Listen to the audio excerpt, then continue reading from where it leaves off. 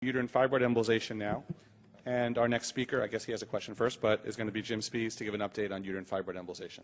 Yeah, I'm actually more interested in what Tony's talking about. The question I had in that one case brought it to mind. I had a case of nutcracker syndrome, which looked a lot like the case you showed. So could you just comment on how you evaluate for that and whether there's a risk there? Yeah, the question was on a nutcracker syndrome. If you think a patient has that, that can be quite difficult. What I've learned, and a lot of this is through the use of IVUS. Sean Serene is very good with this, and he was my partner, and he taught me, if a woman has what you think is unilateral left-sided varices, perhaps slender, perhaps has on the left renal venogram a narrowing, or not necessarily narrowing, but a thinning of the contrast, and has a good story with very large left ovarian varices.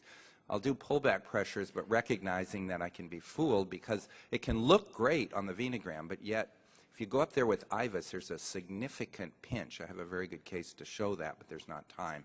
And so if the IVUS shows it, and maybe the gradient, and it depends on who you read, certainly if it's like 10 between the renal vein and the IVC, I will go ahead and look for bands or synechii or webs in the renal vein on the left.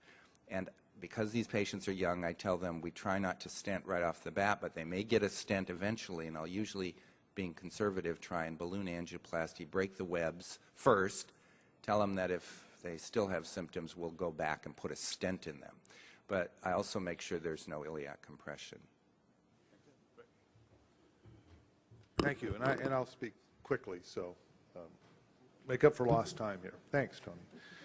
Okay, so I think all of you know that fibroid embolization really has become an established part of our practice, and you know, really the questions we're answering now, except for the question of fertility, are more issues of indications, outcomes in specific subgroups, etc. So some of the more recent data relates to patient selection things, and what do we know about some of the traditional contraindications?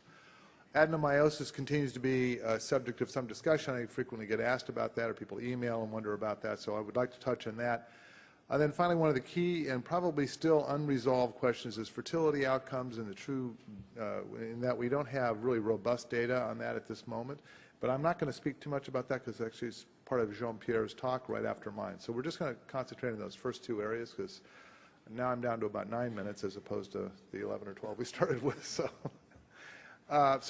what are some of the traditional contraindications? And I know some people have never said that large fibroids are a contraindication, but I always hesitate when you get a fibroid up to 12, 14, 18 centimeters and what the outcome is going to be, and begin to think about maybe surgery is a better